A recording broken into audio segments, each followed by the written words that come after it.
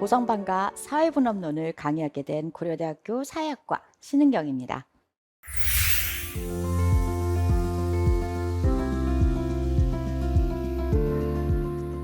본 강의에서는 저희는 사회학이라 무엇인가에 대해서 간단히 알아보면서 사회학의 선구자로서 디르케임을 알아보도록 하겠습니다. 사회분업론이 탄생한 시대적, 사회적 환경을 이해할 수 있고요. 실증적 사회학의 사회분업론의 방법론과 그 데이터 사이언스 출발을 함께 살펴볼 수 있습니다. 그리고 마지막으로는 저희가 19세기 유럽 사회 격변의 시대에 디르카임이 던진 메시지를 21세기에 어떻게 해석할 수 있는가에 관한 이야기로 마무리 짓도록 하겠습니다. 자, 첫 챕터에서는요, 저희가 사회작의 창시자로서의 디르카임에 대해서 좀 알아보도록 하겠습니다. 그리고 사회분업론이 어떤 위치에 존재하고 있는지를 알아보도록 하고 디르카임의 메시지로 이야기를 이어나가도록 하겠습니다.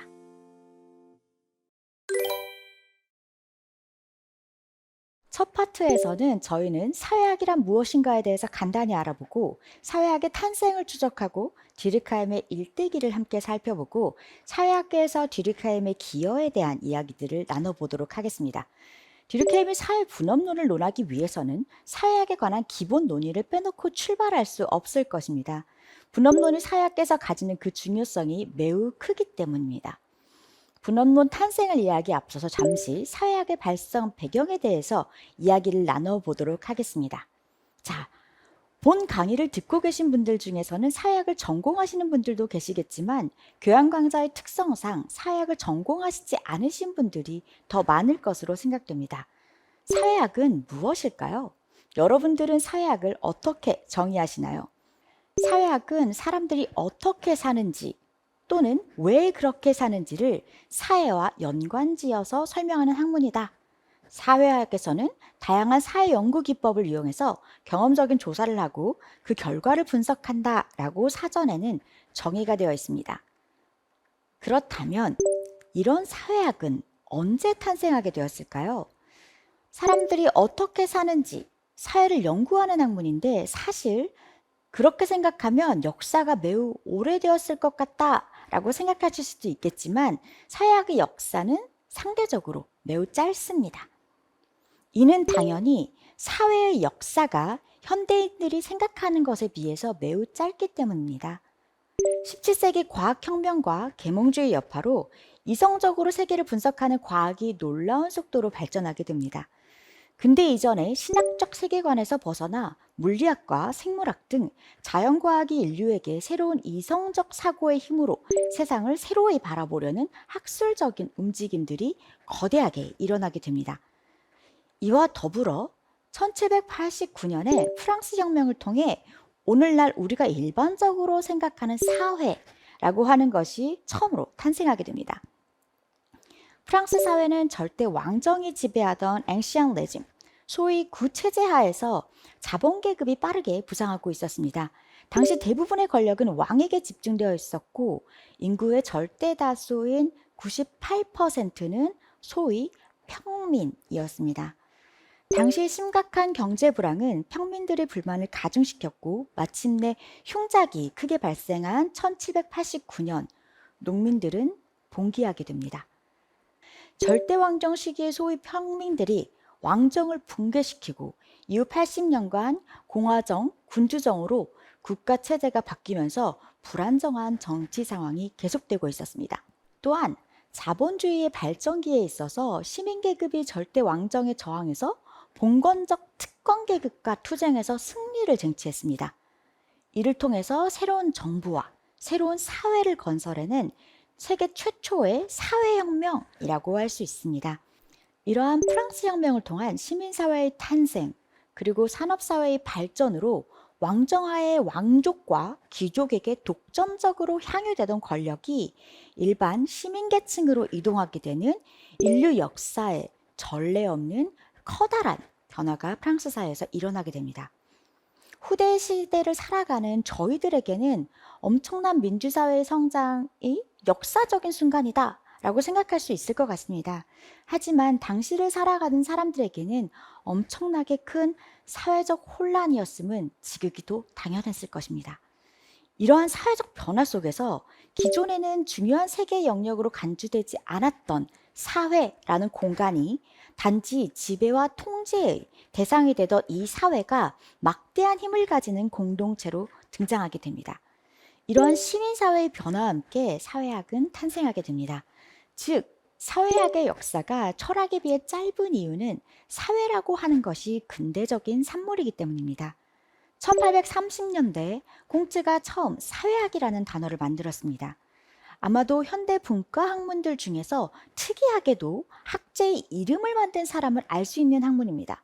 경제학이라는 말을 만든 사람이 누군지 사실 경제학자들은 알 수 없거든요. 그리고 사회학에서 중요한 저서로 꼽히는 마르크스의 자본론이 1867년에 출간됩니다. 1893년에는 뒤르케임의 사회분업론이 출간됩니다. 사회학이 19세기 유럽에서 출발하게 된 배경은 과학의 발달과 계몽주의 사조의 향연, 시민사회의 성장, 또한 산업사회로 인한 도시화의 가속화를 들 수 있습니다. 예전보다 훨씬 더 높은 밀도로 사람들이 함께 살게 되었던 거죠. 이 네 가지 요소의 공통점은 놀라운 인류의 발전이면서 동시에 구체제와의 갈등을 필연적으로 내포하고 있다는 점입니다. 앞서 말씀드린 콩트는 자연과학의 발달로 우리가 자연세계를 이해하고 활용하는 능력이 증대되는 것과 마찬가지로 사회에 대한 과학적 이해를 통해 사회를 발전시킬 수 있다고 생각했습니다.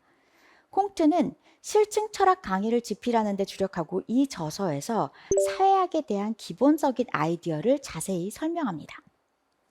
모든 생명체는 본질적으로 서로 다른 두 가지 현상, 즉 개인과 관련된 것과 종과 관련된 현상을 나타낸다. 유기물리학에서는 생리학과 사회물리학이 있다. 사회 현상을 제대로 연구하기 위해서는 개인의 삶과 이와 관련된 법칙, 또한 생리적 법칙 작용을 수정하는 사회 조건에 관한 지식에서 시작해야 한다라고 역설하고 있습니다. 처음 사회학을 접하시는 분들께서는 다소 생소하고 의아하게 느껴지실 수 있습니다. 유기물리학의 세부 분과로 생물학과 사회물리학을 제시하고 있다는 것이 매우 재밌게 느껴지실 것 같습니다. 사회를 생물학처럼 연구한다고? 사회를 물리학처럼 연구한다고?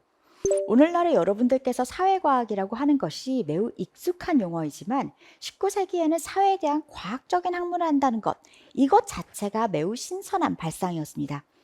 뒤르케임은 이러한 콩트의 아이디어에 크게 공감하고 실제로 사회학이라고 하는 분과 학문의 학문으로서 정체성을 확립하는 데 전 생애를 바쳤다라고 할 수 있습니다.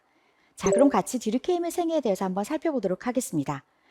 뒤르케임은 1858년 4월 15일 프랑스 독일 국경 근처의 작은 소도시 유대인 가정에서 태어났습니다. 제가 우리 학생들에게 재수생과 삼수생이라서 주눅들 필요가 없다라는 이야기를 하면서 이 사실을 이야기하면 사회과 학생들이 굉장히 재밌어 합니다. 파리 고등 사범학교에 삼수생으로 뒤르케임은 입학하게 됩니다. 삼수생으로 출발한 교육 여정이 사회학의 아버지로 칭송받는 대가로 이어지게 됩니다. 독일에서 2년 남짓 유학생활을 거치고 보르도 대학에서 강의를 먼저 시작하게 되시는데요. 이때 사회과학 수업을 개설하고 사회학의 역사에 길이 남을 왕성한 저술 활동을 이어갑니다. 1902년에는 이러한 업적이 인정을 받아 소르본 대학의 교육학장을 맡게 되십니다. 당시 소르본 전교생의 필수 수업을 강의하시기도 하셨습니다. 1914년 1차 세계대전에 아들을 잃고 이에 대해서 큰 슬픔을 느끼시다가 뒤르케임도 세상을 떠나시게 됩니다.